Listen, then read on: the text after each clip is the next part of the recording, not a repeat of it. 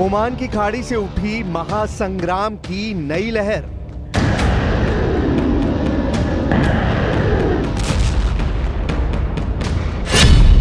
Khamenei के लड़ाकों की वार्निंग, बैकफुट पर अमेरिका।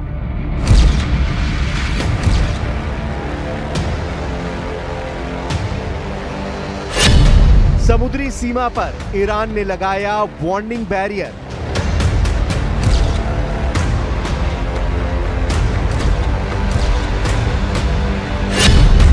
पीछे हटने को मजबूर हुआ अमेरिकी युद्धपोत।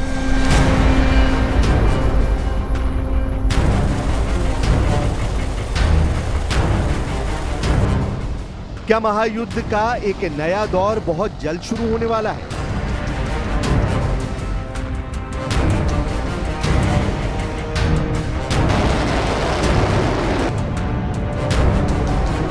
क्या इस बार पश्चिम एशिया में जंग का असर पहले से भयानक होने वाला है?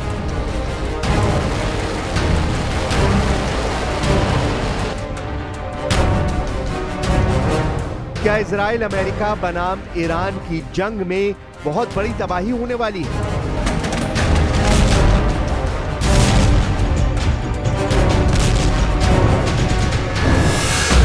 यह महज अब कोरे सवाल नहीं है, क्योंकि जो संकेत, जो इशारे मिल रहे हैं वो यही साबित कर रहे हैं कि इस बार जो चिंगारी भड़कने वाली है उसकी जद में कई देश आने वाले हैं। और यही इशारा इन तस्वीरों से साफ हो रहा है। ओमान की खाड़ी में ईरान की अमेरिका पर पहली जीत के साथ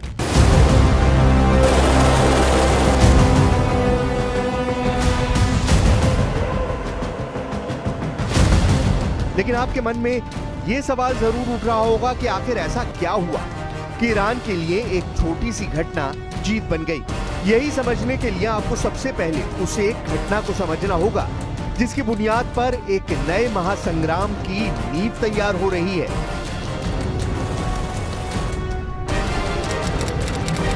तेईस जुलाई 2025 बुधवार, जगह ओमान की खाड़ी।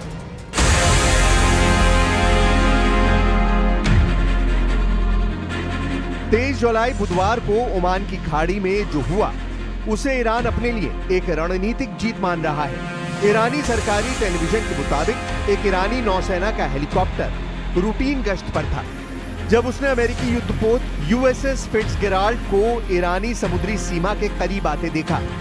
इसके तुरंत बाद हेलीकॉप्टर ने जहाज के ऊपर से उड़ान भरी और अमेरिका को सख्त चेतावनी दी, हमें मजबूर मत करो। ये महज एक चेतावनी नहीं थी, ये एक नया तेवर था। और इससे पहले कि बात बिगड़ती, यूएसएस फिट्जगेराल्ड ने दिशा बदल ली और दक्षिण दिशा में खाड़ी से पीछे हट गया। ईरानी मीडिया ने इसे साफ तौर पर जिक्र करते हुए इसे तनावपूर्ण सामना बताया।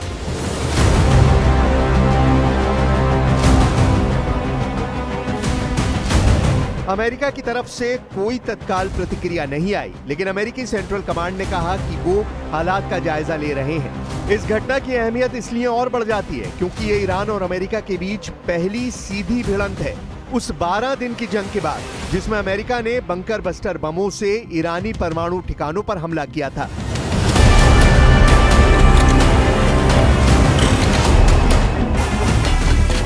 ईरान ने अपने हेलीकॉप्टर की सुरक्षा को लेकर भी संदेश दिया। उसकी एयर डिफेंस ने खुले तौर पर कहा कि यह हेलीकॉप्टर पूरी सुरक्षा में और किसी भी अमेरिकी हरकत का जवाब दिया जाएगा।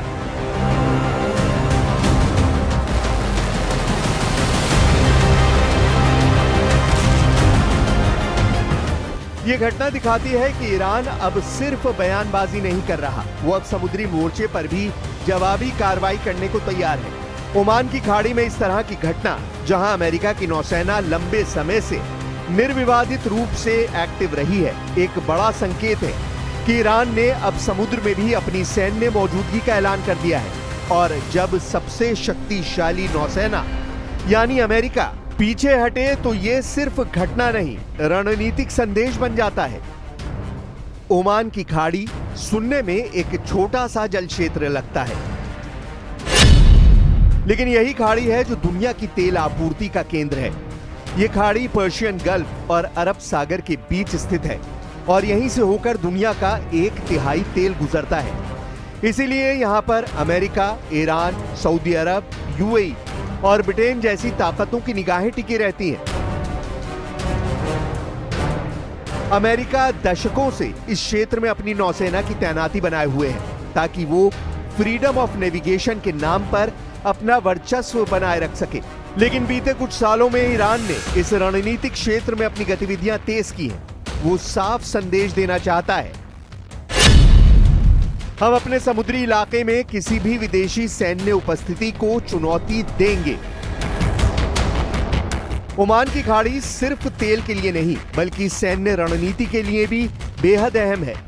यहां से होकर ही अमेरिका के एयरक्राफ्ट कैरियर्स और परमाणु हथियार ले जाने वाले जहाज पश्चिम एशिया में एंटर करते हैं। बुधवार को यूएसएस फिट्जगेराल्ड का पीछे हटना पहली बार हुआ है कि अमेरिकी युद्धपोत को बिना झड़प के लौटना पड़ा, और ये किसी अज्ञात सागर में नहीं बल्कि दुनिया की सबसे संवेदनशील समुद्री सीमा पर हुआ। ईरान ने बार बार कहा है कि अगर उसकी संप्रभुता पर सवाल उठेगा तो वो प्रतिक्रिया देगा, और इस बार प्रतिक्रिया एक तरफा नहीं रही। ये सिर्फ एक नेवल वार्निंग नहीं थी, ये ईरान का समुद्री दबदबे का सीधा ऐलान था।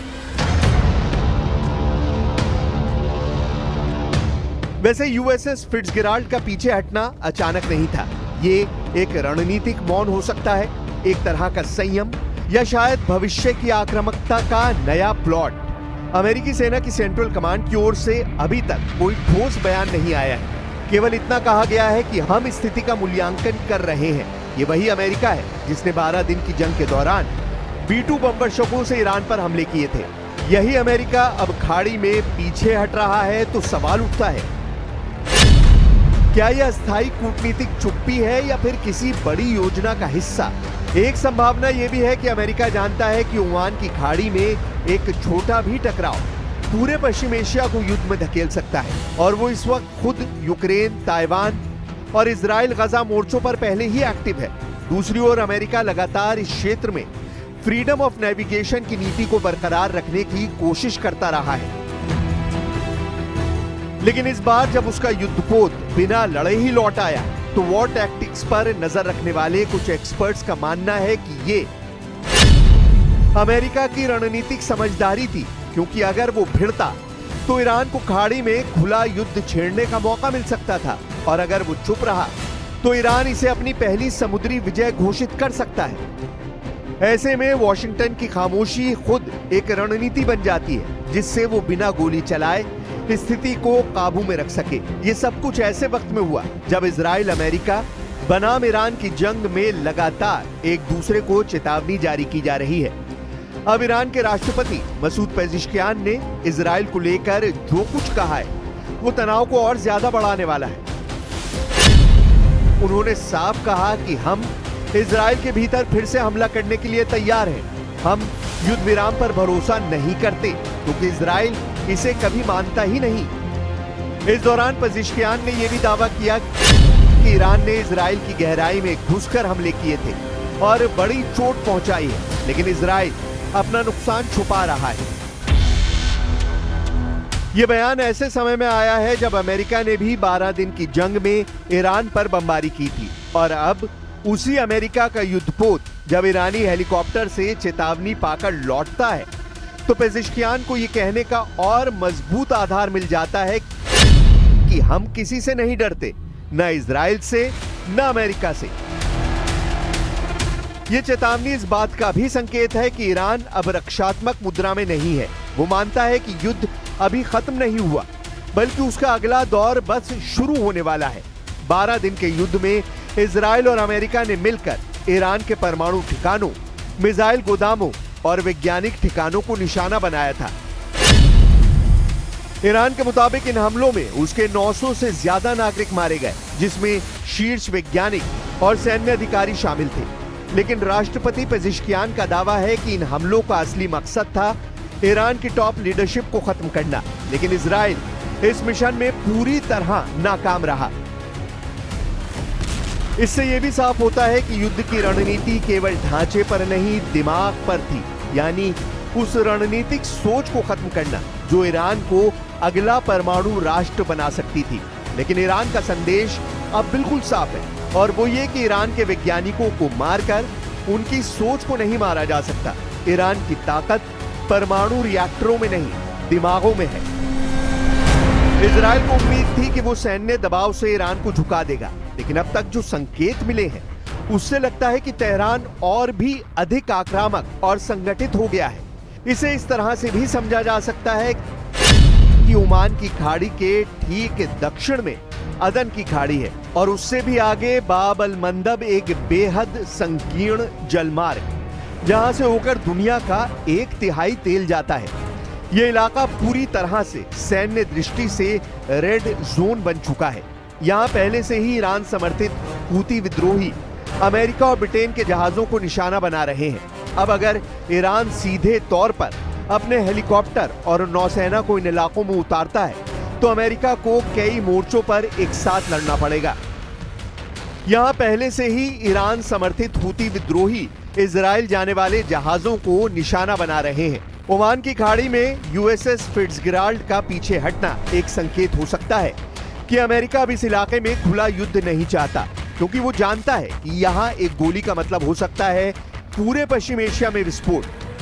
लेकिन ईरान इसे एक सामरिक स्पेस की तरह देख रहा है, जहां उसे धीरे धीरे वर्चस्व बढ़ाना है और हर अमेरिकी वापसी को अपनी जीत में गिनना है। ओमान की खाड़ी में यूएसएस फिट्जगेराल्ड का पीछे हटना कोई सामान्य घटना नहीं है। ये एक सैन्य टकराव से टला हुआ युद्ध नहीं, बल्कि भविष्य के महासंग्राम की प्रस्तावना है। अमेरिका जैसी महाशक्ति का बिना लड़े लौट जाना पश्चिम एशिया में बदलती रणनीतिक हवा की ओर इशारा करता है और ईरान ने इसे महज एक कूटनीतिक सफलता नहीं, बल्कि एक समुद्री विजय की तरह प्रस्तुत किया है।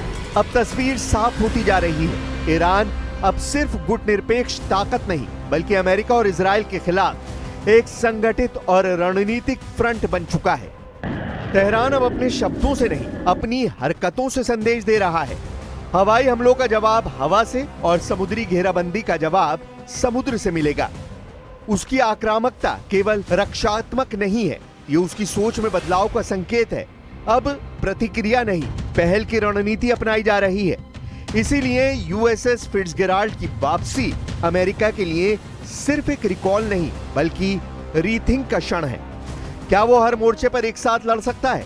यूक्रेन, ताइवान, गाजा और अब ओमान की खाड़ी?